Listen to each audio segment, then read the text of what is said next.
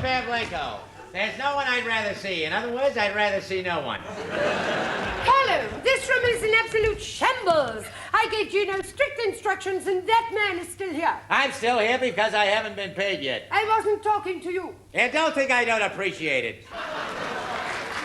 Madam, comes the revolution, your kind will be hung, drawn, and koshered. Oh. I'd rather you didn't do that. I told you both to remove that man. You're stupid and useless. No, they're just the reverse. They're useless and stupid. Hey, thanks, boss. My pleasure. I warn you, Mr. Samovar. Unless you leave immediately, I shall sue you for trespass. Good, and I'll act as your lawyer. What? Don't worry, when I get myself in the stand, I'll make mincemeat out of me. If I don't win this case for you, then my name isn't Rasputin. Hey, ain't your name a Samovar? Just leaving myself a loophole.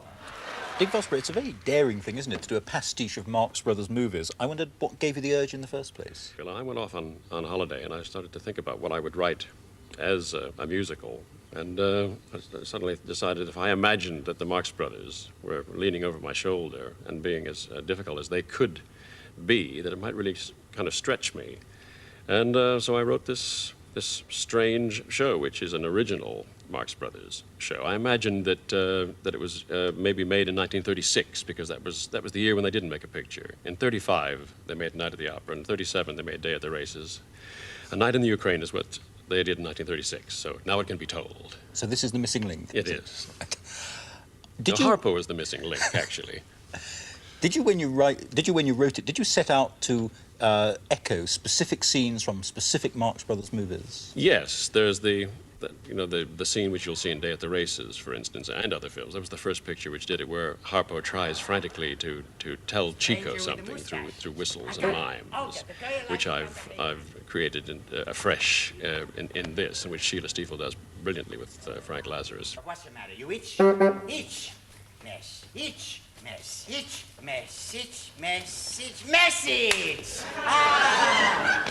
Who's the message from? Message from your finger. Message from the pitch. It's a Mrs Pavlenko.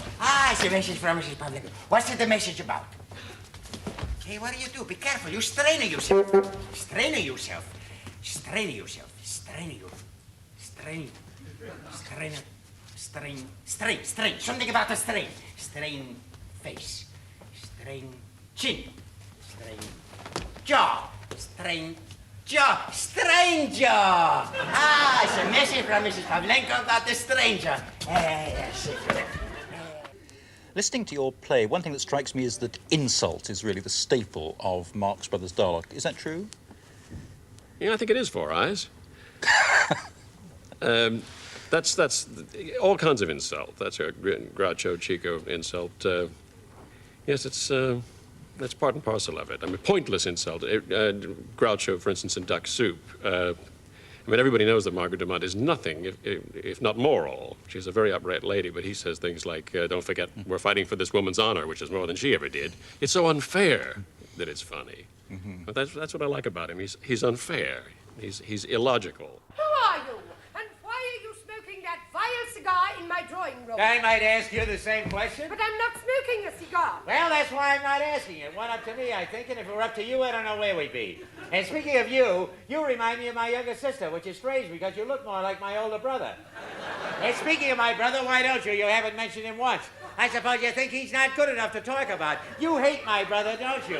You'd like to see my brother 6 foot under, wouldn't you? Why, no, of course I wouldn't. Oh, that's nice. My brother a coal miner. You don't want him to make a living. I don't understand. Well, you let me get a word in edgewise. Talk.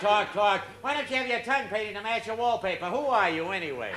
I am Madame Pavlenko. What? You're Madame Pavlenko? That is correct. Why, you're absolutely ravishing. I wouldn't say that. No, I don't suppose you would, but I don't mind tampering with the truth.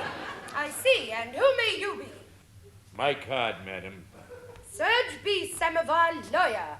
Jury's bribed while you wait.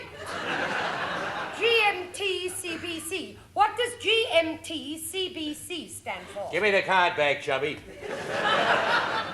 What about the songs? Are all the songs particular reflections of particular Marx Brothers songs? Some of them are. There's a song called Samovar the Lawyer, which is my long, low bow to a song that was cut out, written for and cut out of The Day at the Races, which was Dr. Hackenbush. Originally, it was called Dr. Quackenbush, but they found that there really was a doctor in America called Quackenbush, so they had to change it to Hackenbush. And don't forget... No Hackenbush. No. Truth is duller than fiction, friends. What's your name? My name is Serge B Samovar. My father called me Serge. What he really wanted was a new blue suit.